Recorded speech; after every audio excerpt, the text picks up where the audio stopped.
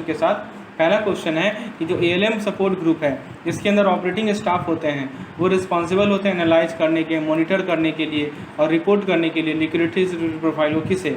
Asset liability committee, reserve bank of India, ministry of finance, none of the above option. तो बताइए ALM support group जो है liquidity risk profile किसे report करते हैं? तो दोस्तों उसका करेक्ट आंसर है एसेट लायबिलिटी कमेटी, यानी जिसे शॉर्ट में हम लोग आल्को भी कहते हैं। ठीक है, इसे शॉर्ट में आप लोग क्या कहते हैं? आल्को। तो ये जो ALM ग्रुप है ये रिपोर्ट करती है एसेट लायबिलिटी कमेटी को। So option number A is correct. Question number 2 पे आते हैं दोस्तों। The providing of information to the management that is called MIS and to implement risk management system is created by. तो management को information provide करवाना और risk management को implement करवाना ये किसका काम है? डीलिंग रूम का, ट्रेजरी एडमिनिस्ट्रेशन का, मिडिल ऑफिस का, या नन ऑफ दिस? तो दोस्तों इसका करेक्ट आंसर है ऑप्शन नंबर सी, यानी कि मिडिल ऑफिस। ध्यान रखिएगा दोस्तों कि इन्फॉर्मेशन प्रोवाइड करवाना मैनेजमेंट को और रिस्क मैनेजमेंट सिस्टम को इम्प्लीमेंट कराना, this is the function of middle office. So option number C is correct. आगे देखते हैं दोस्तों, यदि मार्केट वैल्यू किसी पोर्टफोलियो का 2 लाख रुपए से चेंज हो रहा है और 2% इंक्रीज हो रहा है रेट ऑफ इंटरेस्ट पे, तो सेंसिटिविटी आपसे पूछा गया है। तो दोस्तों आपके सामने 4 ऑप्शन दी गई हैं। सेंसिटिविटी का फॉर्मूला आपको पता है, overall change in other factor by changing any factor by a unit. तो यदि आप किसी एक फैक्टर को 1 यूनिट से चेंज कर रहे हो तो बाकी अदर फैक्टर में क्या चेंज हो रहा है वही सेंसिटिविटी कहलाता है। तो दोस्तों यहाँ पे आप देखिए इस पार्टिकुलर क्वेश्चन में आपका 2 फैक्टर कौन कौन सा है? तो एक फैक्टर है मार्केट वैल्यू ऑफ पोर्टफोलियो और दूसरा फैक्टर है रेट ऑफ इंटरेस्ट। तो मैं यहाँ लिख देता हूँ, एक फैक्टर है हमारा रेट ऑफ इंटरेस्ट और दूसरा फैक्टर है हमारा मार्केट वैल्यू। तो दोस्तों आप यहाँ पे देख सकते हैं कि रेट ऑफ इंटरेस्ट में 2% इंक्रीमेंट हुआ। ठीक है, 2% इंक्रीमेंट हुआ। ठीक है, तो आपसे मार्केट वैल्यू देखिए मार्केट वैल्यू कितना चेंज हुआ? 2 लाख रुपीज़ चेंज हुआ। तो यदि 1% इंटरेस्ट रेट में इंटरेस्ट होगा तो कितना होगा, ये तो पूछ रहा है आपसे। तो आंसर क्या हो जाएगा? यूनिटरी मेथड लगा दीजिए, 2 से डिवाइड कर दीजिए। ठीक है, तो 1 लाख हो जाएगा। तो 1 लाख का आपका सेंसिटिविटी होगा। ठीक है, so option number B is the correct answer. तो यहाँ पे आपका करेक्ट आंसर क्या है? Option number B. आगे देखते हैं दोस्तों question number 4। In risk measurement the parameter that is used to capture deviation of a target variable due to unit movement of single market parameter से 1% change in interest rate is called. तो जिस parameter के द्वारा आप target variable के deviation को capture करते हैं उसे क्या कहते हैं? उसे हम लोग कहते हैं sensitivity, that is known as sensitivity. आगे देखते हैं दोस्तों क्वेश्चन नंबर 5। एक 5 साल का 6% सेमी एनुअल बॉन्ड है, मार्केट यील्ड 8% दिया हुआ है, प्राइस ₹92 दिया हुआ है, प्राइस घटकर हो गया 91.80, यील्ड है 8.10%। तो आपसे पूछा गया है कि इसका BPV बताना है, यानी बेसिक पॉइंट वैल्यू बताना है। दोस्तों ये भी कंसेप्ट समझ लीजिए, BPV का फॉर्मूला होता है change in value upon change in yield. ठीक है, चेंज इन वैल्यू को नॉमिनेटर में और चेंज इन यील्ड को डिनोमिनेटर में। तो बताइए दोस्तों वैल्यू में कितना का चेंज हुआ? तो पहले वैल्यू था 92, घटकर हो गया 91.80, यानी 0.20 का आपका चेंज हुआ। ठीक है, और दोस्तों यील्ड में कितना का चेंज हुआ? तो यील्ड था पहले 8%, अब हो गया बढ़कर 8.10%, तो यील्ड में 0.10 का चेंज हुआ। तो दोनों का आप यदि डिवाइड कर देंगे तो आपको आंसर मिल जाएगा 0.02। तो ये 0.02 क्या है? हमारा BPV है। तो 0.02 is BPV, basic point value. Next question है the basis point value is associated with. तो ये बेसिस पॉइंट वैल्यू किससे एसोसिएटेड है? Risk pricing, risk measurement, risk mitigation, risk control. तो बेसिस प्राइस वैल्यू एसोसिएटेड है दोस्तों रिस्क मेजरमेंट से। So basis point value is associated with risk measurement. ठीक है, तो correct answer will be option number B. Next question है दोस्तों, ये हमने अभी डिस्कस किया है तो इसको दोबारा डिस्कस नहीं करेंगे। इसका करेक्ट आंसर ऑप्शन नंबर सी।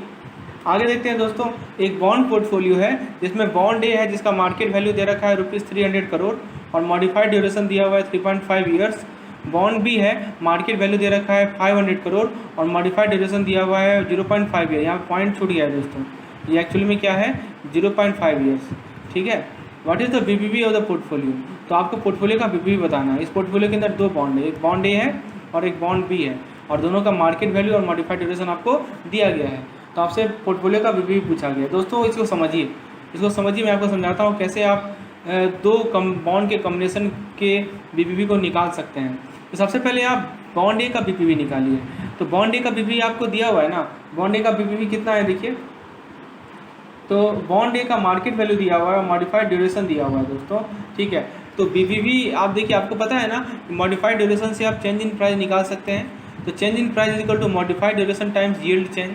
ठीक है, और यहाँ पे मॉडिफाइड ड्यूरेशन आपका बॉन्ड का कितना है 3.5 है, ठीक है। और उसको मल्टीप्लाई कर देंगे आप यील्ड चेंज यानी 0.01 से, ठीक है, क्योंकि बेसिस पॉइंट वैल्यू आपका 0.01 है, तो बेसिस पॉइंट है तो आपका जो चेंज इन प्राइस आएगा वो आएगा 0.035।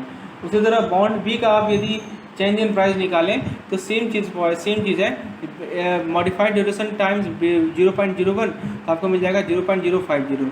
तो पोर्टफोलियो का बीपीवी कैसे निकलेगा, वेटेड एवरेज निकालना पड़ेगा, यानी 0.035 इंटू कितना मार्केट वैल्यू था 300 प्लस 0.050 इंटू 500 अपॉन 300 प्लस 500। देखिए दोस्तों वेटेड एवरेज कैसे निकलता है, तो आप क्या करेंगे कि ये जो 0.035 है इसको 300 से मल्टीप्लाई करेंगे, ठीक है, और 0.050 को आप 500 से मल्टीप्लाई करेंगे और बॉटम में आप क्या करेंगे 300 और 500 को ऐड कर लेंगे, ठीक है। तो इस प्रकार से आप क्या निकालेंगे पोर्टफोलियो का बीपीवी, क्योंकि आपको मिल जाएगा 0.044375। तो ये जो है 100 फेस वैल्यू पे है। तो आपको पर करोड़ निकालने के लिए क्या करना पड़ेगा, इसको 1 लाख से मल्टीप्लाई करना पड़ेगा, क्योंकि 1 लाख इंटू 100 ही आपका पर करोड़ होता है। तो इसको आप जो है 1 लाख से मल्टीप्लाई कीजिए तो आपको इतना पर करोड़ मिल जाएगा, तो 4437.50 पर करोड़, ठीक है। तो इसमें करेक्ट आंसर हो जाएगा आपका ऑप्शन नंबर बी 4437.50 पर करोड़। चलिए आगे देखते हैं दोस्तों, ये हमने बता दिया।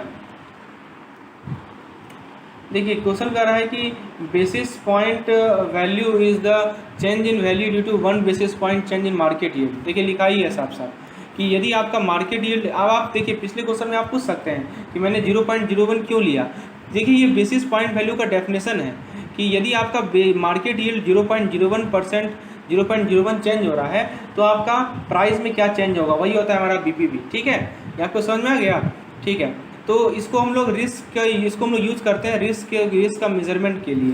तो इनमें से कौन सा करेक्ट है, higher the BPV of bond higher the risk associated with the bond, lower the BPV of bond higher the risk associated with the bond, higher the BPV of bond lower the risk associated with the bond. तो बताइए दोस्तों risk और बीपीवी में क्या relation है। तो simple सी बात है कि जितना ज़्यादा बीपीवी होगा उतना ही ज़्यादा रिस्क एसोसिएटेड होगा।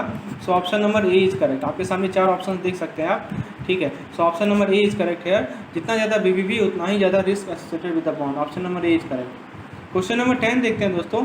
डेली वोलेटिलिटी ऑफ स्टॉक दिया हुआ है 1%, 16 डे वोलेटिलिटी आपको बताना है, तो कर रहा है अप्रॉक्सीमेटली 4%, ठीक है। फिर कर रहा है volatile will be less, volatility will be less if time horizon is मोर।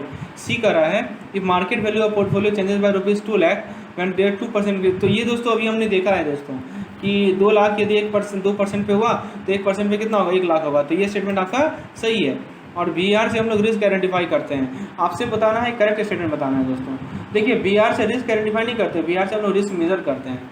तो ये तो स्टेटमेंट गलत हो गया, ठीक है। This statement is wrong, that is why BR is use to value at risk is use to measure risk not identify risk, ठीक है। और दोस्तों ऑप्शन नंबर बी की यदि हम बात करें तो ऑप्शन नंबर बी कर रहा है वोलेटिलिटी विल बी लेस। अभी हम लोग वोलेटिलिटी का फॉर्मूला देखेंगे तो देखेंगे कि √T का स्क्वायर रूट होता है। तो यदि टाइम हॉरिजन ज़्यादा होगा तो वोलेटिलिटी भी आपका ज़्यादा होगा, तो ये स्टेटमेंट भी आपका गलत है।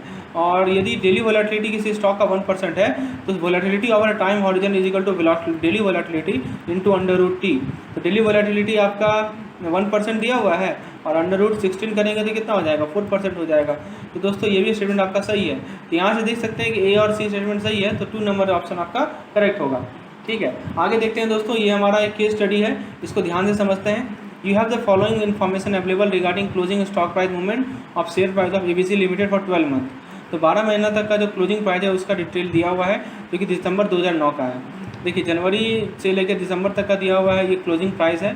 तो आपसे पहला पूछा गया है कि मीन प्राइस जो है वो 53.17 होगा, जो वेरिएंस होगा वो 974.15 होगा और जो वोलेटिलिटी होगा वो 3.41 होगा। आपको करेक्ट स्टेटमेंट बताना है। तो मीन निकालने के लिए क्या करेंगे दोस्तों, तो आप मीन निकालिए, सबको जोड़िए और उसको 12 से डिवाइड कर दीजिए, तो आपको मिल जाएगा 638 मिलेगा इसका मीन, और 12 से डिवाइड कीजिएगा तो 53.17 मिलेगा आपको, तो ये इसका मीन मिलेगा। तो पहला स्टेटमेंट तो आपका सही है, दिस स्टेटमेंट इज करेक्ट। यदि आप वेरिएंस निकालते हैं तो वेरिएंस निकालने के लिए आपको स्टैंडर्ड डेविएशन निकालना पड़ेगा। तो आपको सबका जितना भी डाटा है सबको मीन से माइनस करके स्क्वायर करना पड़ेगा, उसका समेशन करना पड़ेगा, और वेरिएंस के लिए √ST करना पड़ेगा, ठीक है। तो ये आप करेंगे तो आपको जो वेरिएंस मिलेगा वो कितना मिलेगा, वो 974.15 मिलेगा। और वोलेटिलिटी जो होता है वो क्या हो जाएगा, रूट ऑफ वेरिएंस, तो 31.21 हो जाएगा। तो यहाँ पे आपका करेक्ट आंसर है 1 and B, 1 and A and B, ठीक है। आगे देखते हैं, which are the following is not correct, इनमें से कौन सा स्टेटमेंट करेक्ट नहीं है, यहाँ ध्यान दीजिएगा, नहीं करेक्ट पूछा गया है। तो 20 यूनिट है, तो 20 गुण मतलब 3000 से 4000 5000 इतना एमसीक्यूज आपको कवरेज मिलेगा। और दोस्तों ये सभी प्रोवाइड किया जाएगा पीडीएफ के फॉर्म में। तो फ्रेंड्स हमारे पास 2 प्लान अवेलेबल है। प्लान ए है दोस्तों पर सब्जेक्ट ₹200 और प्लान बी है ऑल 4 सब्जेक्ट ₹700। डिटेल जानकारी के लिए दोस्तों आप मुझे इस नंबर पर व्हाट्सएप कर सकते हैं। अब दोस्तों मैं आपको कुछ सैम्पल शो करता हूँ कि हाँ जो मैं आपको बता रहा हूँ वो एक्चुअल है कैसा। जैसे फ्रेंड्स, जैसे ये हमारा एवीएम का यूनिट नंबर 26 का एमसीक्यूज पीडीएफ है। इसमें आप देख सकते हैं कि आप पहला पेज उल्टाएंगे तो ये सब क्वेश्चन दिखेंगे, ये पहला पेज से क्वेश्चंस हैं। इस प्रकार से दूसरा पेज उल्टाएंगे आप मैकमिलन बुक का इस चैप्टर का, तो आपको उससे क्वेश्चंस मिलेंगे। क्वेश्चंस चूंकि ये पूरा का पूरा थ्योरेटिकल सब्जेक्ट है तो आपको पूरे के पूरे थ्योरेटिकल क्वेश्चन मिलेंगे। आप देख सकते हैं, you can see that all these MCQs have been prepared from each and every point of Macmillan book. आपको मैकमिलन बुक से तैयारी करना बहुत जरूरी है दोस्तों। आप कंसेप्ट मैकमिलन बुक से क्लियर कीजिए और एमसीक्यूज यहाँ से सॉल्व कीजिए, सभी का आपको सॉल्यूशन मिलेगा। जहाँ पे जरूरत पड़ेगा दोस्तों वहाँ पे सॉल्यूशन भी मिलेगा, ठीक है, चाहे वो न्यूमेरिकल क्वेश्चन हो। Let me show you 1 sample मोर।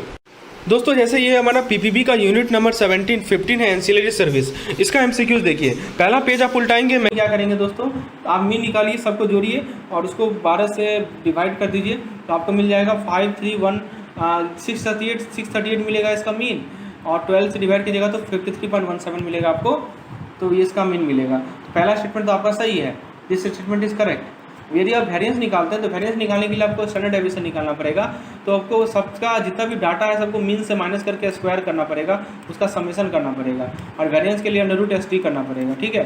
तो ये आप करेंगे तो आपको जो वेरिएंस मिलेगा वो कितना मिलेगा, वो 974.15 मिलेगा, और वोलेटिलिटी जो होता है वो क्या हो जाएगा, रूट ऑफ वेरिएंस, तो 31.21 हो जाएगा। तो यहाँ पे आपका करेक्ट आंसर है 1 and B, 1 and A and B, ठीक है। आगे देखते हैं, which are the following is not correct, इनमें से कौन सा स्टेटमेंट करेक्ट नहीं है, यहाँ ध्यान दीजिएगा, नहीं करेक्ट पूछा गया है। Volatility capture both upside potential as well downside potential. B में कर रहा है downside potential capture only loss and ignore profit potential. C में कर रहा है downside potential is adverse deviation of target variable, और डी में कर रहा है नन ऑफ द अबव। तो दोस्तों आपको बताना है कौन सा करेक्ट नहीं है, तो करेक्ट आंसर है इसका ऑप्शन नंबर डी, यानी कि सभी के सभी स्टेटमेंट आपके करेक्ट हैं। कि वोलेटिलिटी अपसाइड को भी कैप्चर करता है और डाउनसाइड को भी कैप्चर करता है, both upside and downside. Downside potential captures only losses and ignores profit potential, ये भी सही है। Downside potential is the adverse deviation of target variable, ये भी सही है। तो all this 3 statement are correct, so option number D is correct. आगे देखते हैं दोस्तों क्वेश्चन नंबर 13 को। इसमें कर रहा है risk pricing implies the factoring of risk into pricing through capital charge and loss probability, ठीक है। फिर कर रहा है दोस्तों कि आपका ये स्टेटमेंट आपका सही है, ठीक है। रिस्क प्राइसिंग से आप क्या करते हैं कि रिस्क का फैक्टरिंग करते हैं through capital charge and loss probability. फिर upside potential is the most comprehensive, गलत स्टेटमेंट है, डाउनसाइड पोटेंशियल होगा, ठीक है। Risk pricing in both portfolio based as well as transaction based, ये स्टेटमेंट सही है कि रिस्क प्राइसिंग पोर्टफोलियो बेस्ड भी होता है और ट्रांजेक्शन बेस्ड भी होता है। और डी में कह रहा है कि risk pricing equal to cost of fund plus transactional cost plus capital charge plus loss probability, ये भी स्टेटमेंट आपका सही है। तो करेक्ट आंसर होगा A, C and D, option number A, ठीक है। आगे देखते हैं क्वेश्चन नंबर 14। डाउनसाइड पोटेंशियल का 2 कंपोनेंट होता है, कौन कौन सा, sensitivity and potential loss, volatility and probability of occurrence, potential loss and probability of occurrence, sensitivity and volatility. तो डाउनसाइड पोटेंशियल का जो 2 कंपोनेंट है दोस्तों वो है हमारा पोटेंशियल लॉस और probability of occurrence, so option number C is correct, potential losses and probability of occurrence. Next question है, with volatility it is possible to estimate dash of the target variable with a reasonable accuracy. तो volatility के द्वारा आप किसी target variable का क्या estimate कर सकते हैं, अपसाइड पोटेंशियल, डाउनसाइड पोटेंशियल, दोनों या कुछ नहीं। तो दोस्तों वोलेटिलिटी से आप दोनों का दोनों, आप अपसाइड पोटेंशियल और downside potential you can both estimate upside as well as downside potential with reasonable accuracy. Next question है दोस्तों, holding other factor constant which one of the following bond है द स्मॉलेस्ट प्राइस वोलेटिलिटी। आपके सामने 4 bond दिए गए हैं, ठीक है। 5 साल का 0% कूपन बॉन्ड, 5 साल का 12% कूपन बॉन्ड, 5 साल का 14% कूपन बॉन्ड और 5 साल का 10% कूपन बॉन्ड। आपको यदि अदर फैक्टर को कांस्टेंट रखना है, इनमें से कौन सा बॉन्ड होगा जिसका सबसे स्मॉलेस्ट प्राइस वोलेटिलिटी होगा। तो करेक्ट आंसर है दोस्तों, सिंपल सी बात है, जो ड्यूरेशन होता है और आपका जो प्राइस वोलेटिलिटी होता है वो लोअर होता है जब कूपन रेट हायर होता है, ठीक है।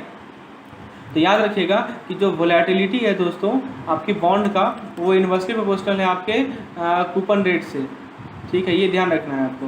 तो यहाँ पे बताइए कूपन रेट सबसे हाई किस में है, तो कूपन रेट सबसे हाई है सी में, तो सी नंबर ही आपका सबसे क्या होगा, स्मॉल प्राइस वोलेटिलिटी होगा। समझ में कि ऑप्शन नंबर सी सही है। चलिए, तो दोस्तों ये हमारा इस तरह से हम लोग एमसीक्यूज़ को डिस्कस कर रहे हैं। तो आपको यदि लास्ट टाइम रिवीजन के लिए यदि एमसीक्यू का पीडीएफ चाहिए तो आप इस नंबर पे मुझे व्हाट्सएप कीजिए, और ये पेड पीडीएफ है, मैं आपको पेड पीडीएफ का डिटेल प्रोवाइड करूँगा। नेक्स्ट क्वेश्चन है दोस्तों, question number 17, banking book is expose to market risk because it is open to market. गलत स्टेटमेंट है। Banking book is expose to market risk because it is not open to market, ये सही statement है। ये भी गलत है। Banking book market risk से क्यों एक्सपोज होगा? ट्रेडिंग बुक एक्सपोज होता है, बैंकिंग नॉट एज मार्केट से। देखिए ये statement option number D correct है यहाँ पे, ठीक है। In case of banking book asset and liability which are the following features are correct? They are normally held till maturity. Accrual system of accounting is applied. Cash system of accounting is used. These are partly held till maturity and partly disposed of before maturity. तो बताइए दोस्तों, banking book के case में जो asset and liability होता है, इनमें से कौन सा फीचर करेक्ट है? तो दोस्तों इसमें आप देखेंगे बैंकिंग बुक के केस में, तो बैंकिंग बुक को आप मैच्योरिटी तक हेल्ड करते हैं और एक्रूअल सिस्टम अप्लाई होता है, ये दोनों नहीं होगा। So option number A is correct, A and B. Next question है, एक बैंक ब्रांच है जिसने सैंक्शन किया टर्म लोन 10 लाख का टर्म लोन सैंक्शन किया, 7 साल के लिए सैंक्शन किया, 3% plus base rate of pay bank. Funding is done from deposit of 3 year at 7% interest. तो देखिए ये लोन है और फंडिंग कहाँ से हो रहा है वो देखिए, there is no restriction for payment of loan and withdrawal of deposit for customer. तो ये ट्रांजेक्शन किस रिस्क से एक्सपोज्ड है? तो दोस्तों ये जो ट्रांजैक्शन है यहाँ पे देखिए, इस केस में हमारा जो रिस्क होगा यहाँ पे दो चीज़ है, एक हमारा लोन है, लोन हमारा एक एसेट है, और एक हमारा लायबिलिटी है, ठीक है। तो लायबिलिटी से हम लोग क्या कर रहे हैं, अपने एसेट को रिकवर कर रहे हैं, या उल्टा आप कह सकते हैं। तो यहाँ पे एम्बेडेड ऑप्शन रिस्क होने का संभावना है, so option number D is correct, ठीक है। क्योंकि यहाँ देखिए प्रीपेमेंट पे कोई रिस्ट्रिक्शन नहीं डाला है, विड्रॉल भी कोई, जब भी कोई प्रीपेमेंट पे कोई रिस्ट्रिक्शन नहीं डालता है तो वहाँ पे एम्बेडेड ऑप्शन रिस्क होने की संभावनाएं रहती हैं। So option number D is correct. Which of the following feature are not correct? तो ट्रेडिंग बुक के रिगार्डिंग आपसे वो नॉट करेक्ट स्टेटमेंट बताना है, not correct statement. They are normally not held to maturity. They are normally liquidated in the market after holding for a limited period. They are valued periodically according to their current market value called marketing to market. These are valued at their acquisition price irrespective of current market value. दोस्तों यदि हम trading book की बात करें तो trading book के case में उसको हम लोग मैच्योरिटी तक होल्ड नहीं करते हैं, तो ये स्टेटमेंट सही है। इसको लिक्विडेट करते हैं मार्केट में, होल्डिंग फॉर लिमिटेड पीरियड, मतलब कि आपका जब मन किया उसको आपने लिक्विडेट कर दिया, फिर उसको पीरियडिकली वैल्यू करते हैं। लेकिन जो डी कर रहा है कि एक्विजिशन प्राइस पे, ये गलत है, ठीक है। So option number D is wrong. Next question है, ये तो हमने देखा है दोस्तों, यहाँ पे देखिए सेम क्वेश्चन था, बैंक ब्रांच ने सैंक्शन किया टर्म लोन 10 लाख का 7 साल के लिए 3% प्लस बेस रेट पे, और फंडिंग कर रहे हैं 3 साल के डिपॉजिट का 7% पे। लेकिन 3 साल के बाद जब फंडिंग ऑफ टर्म रिकॉर्ड का रिक्वायरमेंट हुआ, डिपॉजिट रेट डिफरेंट हो गया। तो इस केस में ट्रांजेक्शन कैसे रिस्क को फेस करेगा? तो दोस्तों इस केस में जो ट्रांजेक्शन है वो इंटरेस्ट रेट रिस्क को फेस करेगा। देखिए जब भी प्री पेमेंट की बात आती है तो वहाँ पे हमारा एम्बेडेड ऑप्शन रिस्क होता है, लेकिन यहाँ पे आप देख सकते हैं कि रेट ही चेंज हो गया, तो रेट चेंज होने के कारण हमारा इंटरेस्ट रेट रिस्क यहाँ पे आ जाएगा। तो option number B is correct. आगे देखते हैं, which of the following feature off balance sheet exposure is correct? Contingent exposure may become fund based, contingent exposure can be a part of banking, contingent exposure can be, यहाँ पे can छूट रहा है दोस्तों, ये सी छूट रहा है, can be of trading book, all the above. तो दोस्तों ऑफ बैलेंस शीट एक्सपोजर के बारे में यदि हम बात करें कि कंटीजेंट एक्सपोजर जो है एक फंड बेस हो सकता है, ये बैंकिंग का पार्ट हो सकता है, और ये जो है ट्रेडिंग बुक का भी पार्ट हो सकता है, ठीक है। Can be part of banking, दोस्तों यहाँ बुक छूट गया, यहाँ पे बुक भी ऐड कर लीजिए, बैंकिंग बुक, ठीक है।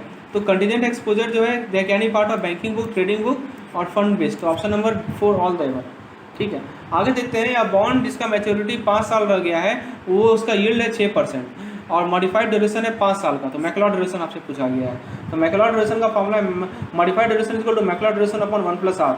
आर क्या होता है दोस्तों? यील्ड होता है। तो आप यहाँ पे अप्लाई कीजिए तो मैक्लॉड ड्यूरेशन हो जाएगा modified duration times 1 plus R, 5 times 1.06 यानी 5.30। Option number C is correct. Next है, किसी बॉन्ड का ड्यूरेशन जो है बढ़ता है किसके बढ़ने से? Term of maturity, yield to maturity, coupon rate, all of these are correct, none of these are correct. तो दोस्तों करेक्ट आंसर है टर्म ऑफ मैच्योरिटी।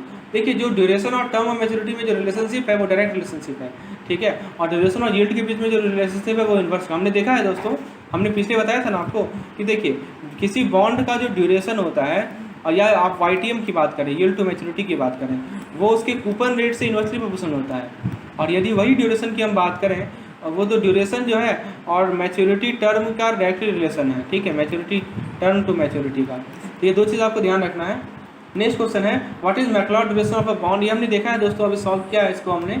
फिर नेक्स्ट क्वेश्चन है duration is a direct measure of the interest rate sensitivity of an asset और liability, which means that कि duration जो है आपका डायरेक्ट मेजरमेंट है इंटरेस्ट रेट सेंसिटिविटी का किसी एसेट या लायबिलिटी का। इसका क्या मतलब है? Smaller the duration the more sensitivity the price of the asset और liability, the larger the duration the less sensitivity the price of that asset and liability, the larger the duration the more sensitivity the price of asset and liability. अब बताइए दोस्तों कि duration जो है, duration का क्या significance है?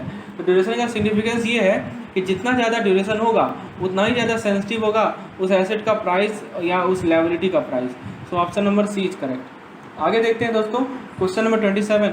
एक बॉन्ड है जिसका ड्यूरेशन 8 साल दिया हुआ है, 10% यील्ड दे रहा है, यील्ड बढ़कर 0.60% बढ़ गया, तो आपको बताना है कि बॉन्ड के प्राइस पे क्या इम्पैक्ट होगा। ठीक है, तो ये बताना है कि बॉन्ड के प्राइस पे इसका इम्पैक्ट बताना है। तो दोस्तों इसमें करेक्ट आंसर है modified duration is equal to Macaulay duration upon 1 plus yield, और दो फॉर्मूला यहाँ पे लगेगा, percentage changing price equal to negative of modified duration times yield change. तो पहले मॉडिफाइड ड्यूरेशन निकाल लीजिए। मैक्लॉड ड्यूरेशन कितना है आपका? तो मैक्लॉड ड्यूरेशन है दोस्तों 8। ठीक है, तो आप यहाँ से 8 डिवाइडेड बाई 1 प्लस 1 लगा दीजिए। ठीक है, तो यहाँ पे आपका जो ये आपका मॉडिफाइड ड्यूरेशन है वो निकल जाएगा, और परसेंटेज चेंज इन प्राइस के लिए आप उसको फॉर्मूले को अप्लाई कीजिए तो आपको मिल जाएगा 0.436। ठीक है, और नेगेटिव है तो ये फॉल होगा, प्राइस बढ़ता है तो बॉन्ड का यील्ड घटता है। ठीक है, उसके बाद दोस्तों नेक्स्ट है मैक्लॉड ड्यूरेशन दिया हुआ है 10%, तो मॉडिफाइड ड्यूरेशन पूछा गया है। ठीक है, तो सेम है मॉडिफाइड ड्यूरेशन को MacLeod duration upon 1 plus yield 7.2727 आएगा। नेक्स्ट क्वेश्चन है 10 साल का 8.75% बॉन्ड है, सेमी एनुअल इंटरेस्ट रेट है, यील्डिंग 8% पे है, 7 साल रिमेनिंग है मैच्योरिटी के लिए, मॉडिफाइड ड्यूरेशन दिया हुआ है, तो ये इक्विवेलेंट है रिसीविंग ऑफ बुलेट पेमेंट। ठीक है, तो बहुत बढ़िया क्वेश्चन है दोस्तों। मॉडिफाइड ड्यूरेशन निकाल लीजिए, अब bullet payment equal to coupon rate times maturity period, तो यहाँ पे आपका 8.57 टाइम्स 7 ईयर्स तो 61.25, total payment equal to face value plus bullet payment जो कि 161.25 हो जाएगा। अब इस बेसिस पे आप मैक्लॉड ड्यूरेशन निकाल लीजिए 6.40.365, तो मॉडिफाइड ड्यूरेशन निकल जाएगा, तो आंसर मिलेगा आपको 161.25 पर बॉन्ड आफ्टर 2 to 46 डेज। ठीक है, अच्छा क्वेश्चन था। VAR is statistical measure to capture, तो VAR से आप क्या करते हैं? तो दोस्तों VAR से आप क्या करते हैं? VAR से आप किसी इन्वेस्टमेंट का रिस्क को मेजर करते हैं। ये एस्टिमेट करता है how much a set of investment might lose given normal market condition in a set time period such as a day. VAR is typically used by firm and regulator in the financial industry to gauge the amount of asset needed to cover possible loss. So probable loss in the portfolio within a time horizon at a given confidence level. So option number B is correct. VAR is the maximum possible loss for a given portfolio of asset, liability, contingent asset, asset liability. तो VAR जो होता है maximum possible loss होता है किसी भी given portfolio किसका? तो दोस्तों वो है हमारा एसेट और लायबिलिटी दोनों का। नेक्स्ट है वैल्यू एट रिस्क को कैसे कैलकुलेट करते हैं? Volatility times number of standard deviation required for given confidence level. B कर रहा है volatility divided by number of standard deviation required for given confidence level. C कर रहा है number of standard deviation required for given confidence level divided by volatility. D कर रहा है B और सी एनी। दोस्तों वोलेटिलिटी को मल्टीप्लाई करते हैं नंबर ऑफ स्टैंडर्ड डेविएशन से तो हमें मिलता है value at risk. Option number A is correct. आगे देखते हैं सेंसिटिविटी दिया हुआ है 6000, वोलेटिलिटी दिया हुआ है 3%, डिफिशियंस पीरियड दिया हुआ है 1 डे, डिफिशियंस फैक्टर दिया हुआ है 99%, कॉन्फिडेंस इंटरवल 2.326। आपको मतलब डिफिशियंस फैक्टर जो है 99% कॉन्फिडेंस इंटरवल पे आपको 2.326 दिया हुआ है, आपसे VAR पूछा गया है। तो दोस्तों VAR निकालने के लिए क्या करेंगे? सभी को मल्टीप्लाई कर देंगे, sensitivity times daily volatility times deficiency factor, तो आपको 6000 टाइम्स 3 टाइम्स 2.326 करना है तो VAR आपको मिल जाएगा। VAR का क्या मतलब है? VAR का मतलब है maximum possible market loss of a given period of time horizon express degree of uncertainty. Option number दोनों का दोनों मतलब है। ठीक है, आप पोटेंशियल लॉस भी देखते हो। ठीक है, VAR से हम लोग लॉस ही देखते हैं दोस्तों। ठीक है, value at risk is a risk assessing model suitably employ to assess which foreign exchange risk. तो वैल्यू एट रिस्क से हम लोग कौन से फॉरेन एक्सचेंज रिस्क को एसेस करते हैं? Settlement risk, interest rate risk, mismatch risk, none. तो दोस्तों वैल्यू एट रिस्क से हम लोग इंटरेस्ट रेट रिस्क को क्या करते हैं? एसेस करते हैं। So option number B is correct, interest rate risk. 36 number question है how value at risk is helpful in understanding risk. तो VAR क्या इंडिकेट करता है कि कितना पोटेंशियल लॉस है जो कि बैंक के अर्निंग या नेटवर्थ को अफेक्ट करेगा, तो यही VAR का हेल्पफुल है। आगे देखते हैं price volatility depends on yield volatility and market value, yield volatility BPV and market value, yield volatility market value and yield. तो प्राइस वोलेटिलिटी किस पे डिपेंड करता है दोस्तों? तो तीनों पे डिपेंड करेगा। दोस्तों VAR analysis should be complemented by stress testing because, क्यों VAR के बाद स्ट्रेस टेस्टिंग की रिक्वायरमेंट क्यों है? तो पहला ऑप्शन कह रहा है कि summarizes the expected loss over a target horizontal within a minimum confidence interval, it provides a maximum loss express in dollar, assesses the behaviour of portfolio 99% confidence level.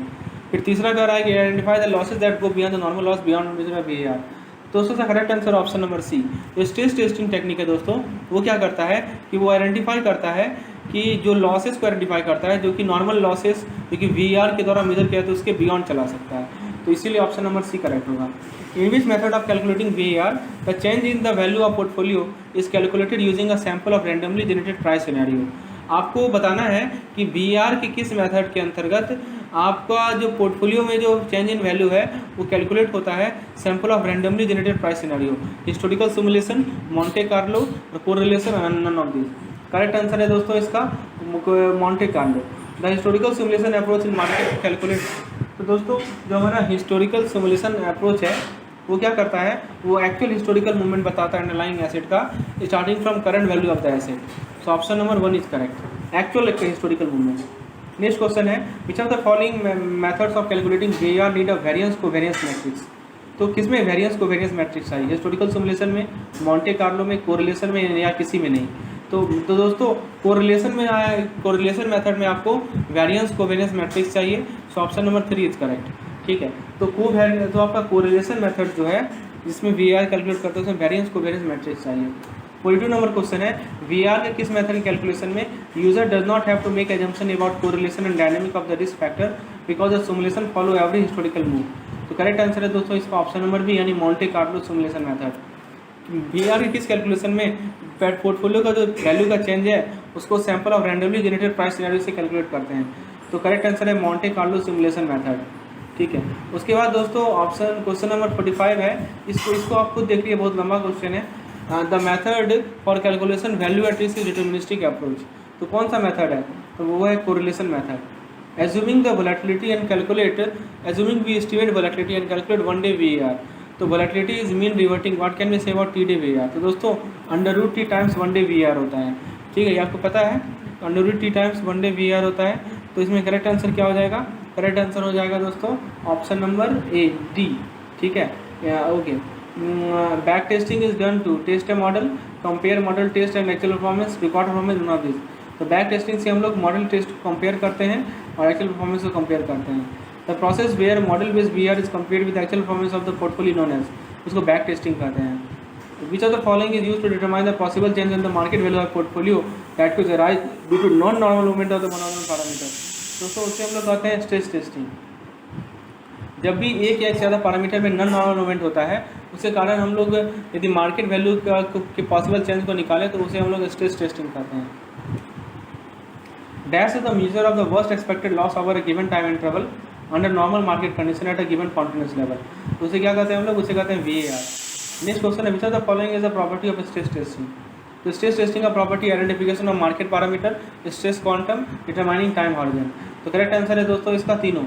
आप market parameter को identify करते हैं, stress quantum को और time horizon को भी decide करते हैं। So 1, 2 and 3 all are correct. Next question है VAR analysis should be complemented by stress testing because. ये हमने देखा है कि stress testing identify losses that go beyond the normal losses measured by VAR। So option number C is correct. Extreme value theory is use by stress factor for stress testing for. Extreme value theory का काम क्या है कि आप potential consequence को assess करते हैं किसी पोर्टफोलियो पे किसी एक्सट्रीम या पॉसिबल स्टेट ऑफ वर्ल्ड के लिए। Option number B is correct. Next question है VAR is not enough to assess market risk और portfolio with stress testing desirable because. तो स्ट्रेस टेस्टिंग क्या करता है दोस्तों? आपको जो भी एबनॉर्मल मार्केट मूवमेंट है उस कारण से जो रिस्क होता है उसको एसेस करने में हेल्प करता है। VAR ये हमने देखा है दोस्तों। नेक्स्ट क्वेश्चन है stress testing using simple sensitivity test involve. तो सिंपल सेंसिटिविटी टेस्ट में आप क्या करते हैं कि किसी पोर्टफोलियो के रिस्क को एसेस करते हैं by identifying the most potentially damaging combination of moves of market risk factor. So option number C is correct. Which are the following is true about stress testing. तो correct answer है दोस्तों, इससे आप evaluate करते हैं potential impact को, ये risk management tool भी है। So option number C is correct. Which of the following is a measure of risk in treasury operation. तो ट्रेजरी ऑपरेशन में दोस्तों आप ड्यूरेशन को यूज़ करते हैं और वैल्यू एट रिस्क को यूज़ करते हैं। So option number C is correct. Which is which test is not applied in stress testing. Simple sensitivity test, scenario test, minimum loss, maximum loss. तो दोस्तों correct answer है minimum loss. Stress testing में आप simple sensitivity test, scenario test और maximum loss apply करते हैं, minimum loss नहीं apply करते हैं। Which of the following method is the leading stress testing technique? तो लीडिंग स्ट्रेस टेस्टिंग टेक्निक है दोस्तों अपना ऑप्शन नंबर बी यानी सिनेरियो एनालिसिस। ठीक है, तो दोस्तों बाकी क्वेश्चन हम लोग अगले वीडियो में डिस्कस करेंगे। इसके अलावा भी बाकी MCQs हैं, कुल मिलाकर आपका इस टॉपिक में 68 MCQs है। दोस्तों यदि चीज़ें आपको क्लियर हुई हों, लेसन पसंद आए तो एक लाइक जरूर कीजिए, चैनल को सब्सक्राइब कीजिए, और यदि इस तरह के PDF चाहिए आपको, इसमें हर एक तरह के MCQs मिले तो इस नंबर पर आप मुझे व्हाट्सएप कीजिए। मिलते हैं हम लोग अपने नेक्स्ट वीडियो में। धन्यवाद।